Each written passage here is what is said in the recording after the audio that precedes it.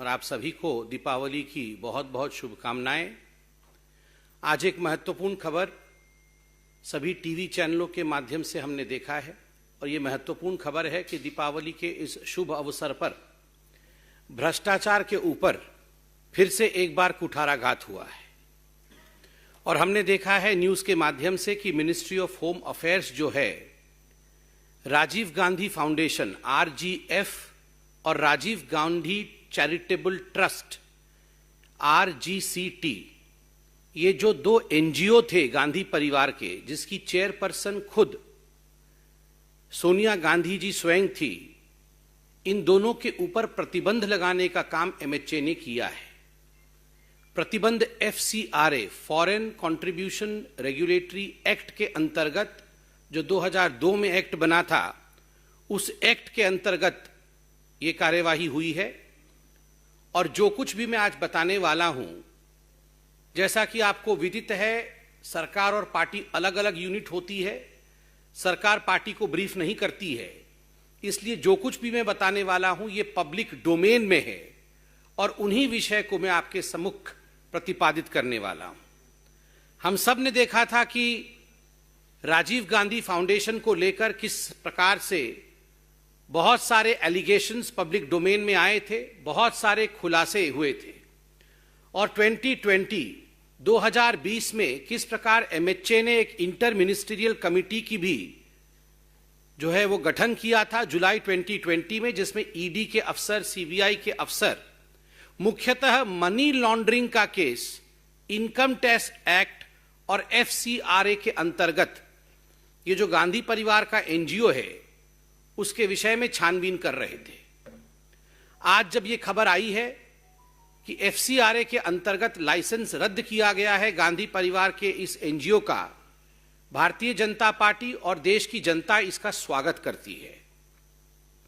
आप सबको जान के आश्चर्य होगा, वैसे भारतीय जनता पार्टी के यशस्वी राष्ट्रीय अध्यक्ष माननीय JP नड्डा जी ने 2020 में एक प्रेस कॉन्फ्रेंस में और एक अपने भाषण में भी ये उजागर किया था कि किस प्रकार ये जो राजीव गांधी फाउंडेशन है, जिसकी चेयरपर्सन स्वयं सोनिया गांधी है और जिसके ट्रस्टी राहुल गांधी और प्रियंका वाड्रा हैं, किस प्रकार से एक बार नहीं, दो बार नहीं, मगर तीन बार चाइना के कम्युनिस्ट पार्टी और चाइना की एम्बेसी से RGF ने डोनेशन लिया था। ये सारा कच्चा चिट्ठा आपके सामने उस समय भी रखा गया था, मैं दोबारा आपके सामने रख रहा हूं। Partner organisations and donor year 2005 to 2006 ये राजीव गांधी फाउंडेशन का है। इसमें आप देख सकते हैं जो डोनर्स लिस्ट है उसमें government of people's republic of China, government of people's republic of China. आप जरा सोच के देखिए, UPA की सरकार चल रही है, केंद्र में सरकार को रिमोट कंट्रोल से सोनिया जी और राहुल जी कंट्रोल करते हैं और चलाते हैं।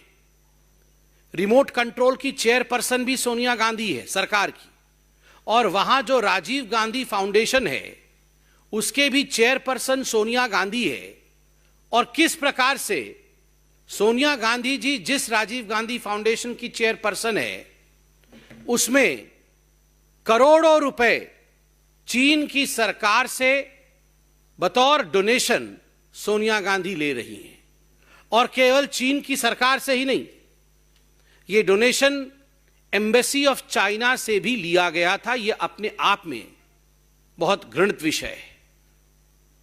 रह रहकर राहुल गांधी जी ने चीन के ऊपर बहुत सारे सवाल पूछे थे, मगर भारतीय जनता पार्टी ने भी जवाब दिया था कि जब चीन और भारत के बीच में स्टैंड ऑफ हुआ था डोकलाम का, तो उस समय चीनी तंबू के नीचे, चाइनीज टेंट के नीचे जिस प्रकार से पूरा का पूरा गांधी कुनबा पकड़ा गया था, रंगे हाथ पकड़ा गया था, ये हम सब ने देखा था।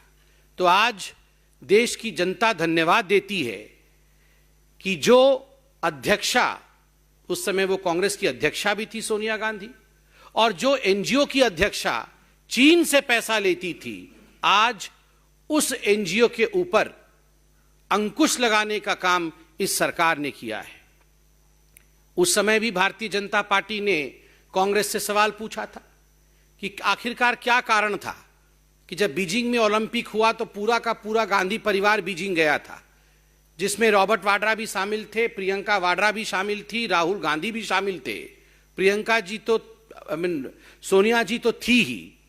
और वहां उस अवसर पर सोनिया जी की मौजूदगी में शी जिनपिंग और राहुल गांधी के बीच एक करार हुआ था, एमओयू हुआ था।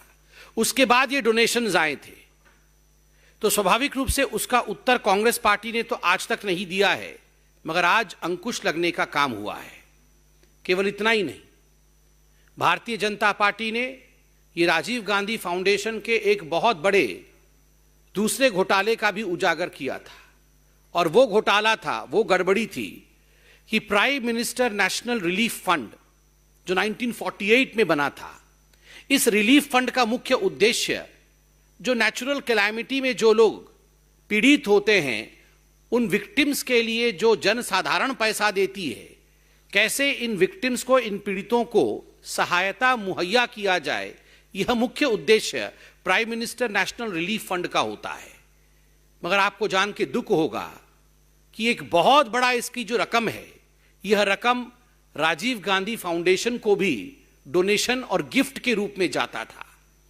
डॉक्टर मनमोहन सिंह ने, तत्कालीन प्रधानमंत्री ने पार्लियामेंट के पटल पर खड़े होकर उस समय लगभग 100 करोड़ का एक पैकेज घोषित किया था जो राजीव गांधी फाउंडेशन को जाना था।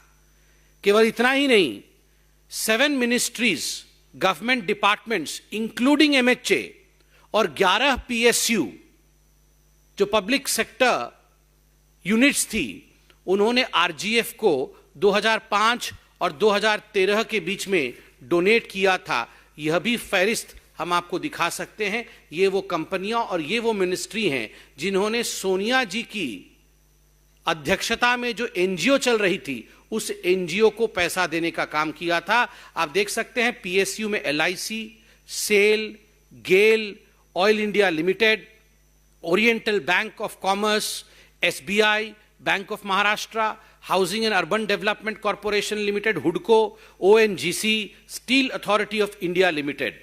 और जहां तक गवर्नमेंट डिपार्टमेंट्स और मिनिस्ट्रीज का सवाल है, ministry of home affairs, directorate of adult education, ministry of human resource, ministry of health and family welfare, ministry of environment and forest, ministry of small scale industries, national self employment mission, a project by the Ministry of Rural Development, और सबला by Ministry of Women and Child Development।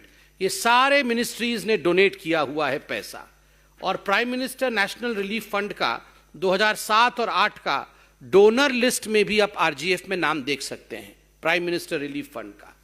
केवल इतना ही नहीं, इसके साथ साथ आपको याद होगा कि भारतीय जनता पार्टी ने विगत दिनों में प्रेस कॉन्फ्रेंस के माध्यम से खुलासा किया था कि किस प्रकार से जिन लोगों ने गलत गतिविधि करके, भ्रष्टाचार करके करोड़ों खरबों रुपए कमाए, ऐसे लोगों से भी पैसा उगाही करने का काम एनजीओ राजीव गांधी फाउंडेशन ने किया था, जिनमें मुख्यतः जाकिर नायक और जाकिर नायक की जो संस्था थी इस्लामिक रिसर्च फाउंडेशन, उससे भी मोटा रकम लेने का काम किया था। 50 लाख से अधिक रुपए लिए थे। ये तो शुक्र है कि भारतीय जनता पार्टी और देश की जनता ने इसका खुलासा किया और उसका नतीजा हुआ कि कांग्रेस पार्टी रंगे हाथ पकड़ी गई। चाहे मेहुल चोकसी हो, चाहे राणा कपूर हो, चाहे एनएसईएल जो स्कैम हुआ था जिसमें करोड़ों खरबों रुपए का घोटाला हुआ था, एनएसईएल स्कैम के भी प्रणेताओं से पैसा लेने का काम राजीव गांधी फाउंडेशन ने किया है। आज भारतीय जनता पार्टी उन तमाम इन्वेस्टिगेटिव एजेंसीज का धन्यवाद करती है कि इस प्रकार के काम करने वालों के ऊपर पूरे भारतवर्ष में कानून के अंतर्गत जो हिंदुस्तान का संविधान कहता है, whatever the constitution of the country says, उसके अंतर्गत कार्यवाही होना बहुत उचित था और ये कार्यवाही हुई है। ये अपने आप में बहुत बड़ी बात है, क्योंकि जिस समय यूपीए का शासन था, किसी में हिम्मत नहीं थी कि जाकिर नायक से और चाइना की सरकार से पैसे लेने वाले एनजीओ के ऊपर कार्यवाही कर सके, क्योंकि चित भी मेरी पट भी मेरा, यहां भी सोनिया वहां भी सोनिया। याद करिए, सरकार भी सोनिया गांधी चलाती थी, Rajiv Gandhi foundation, Rajiv Gandhi charitable trust और यहां तक कि नेशनल हेराल्ड भी यही लोग चलाते थे। हर तरफ अत्र तत्र सर्वत्र जहां जहां भ्रष्टाचार वहीं वहीं भ्रष्ट परिवार, जहां जहां भ्रष्टाचार है वहीं वहीं भ्रष्ट परिवार है। इसलिए अंत में मैं इतना ही कहूंगा कि ये जो डायनास्ट्स हैं, as far as the dynasts are concerned, they always enjoyed working without any responsibility. They had no accountability, they had no responsibility, but they enjoyed the perks. And the most important example of this is working through various NGOs which had nothing to reply to the government. The government was supporting these NGOs, paying for these NGOs, while the ones who were enjoying were the dynasts, the Gandhi family. Similarly, the National Advisory Council, an extra constitutional body, was running the government. सरकार और अपने लिए जिस प्रकार ये extra constitutional bodies Gandhi परिवार ने बनाया था, आज उसका पर्दाफाश हुआ है, आज उसका खुलासा हुआ है। धन्यवाद। कोई प्रश्न हो तो Sanjay ji.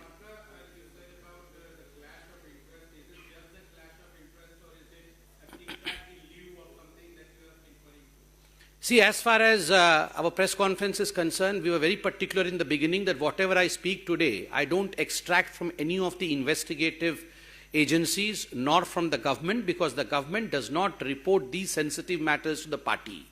Whatever I say today is in the public domain.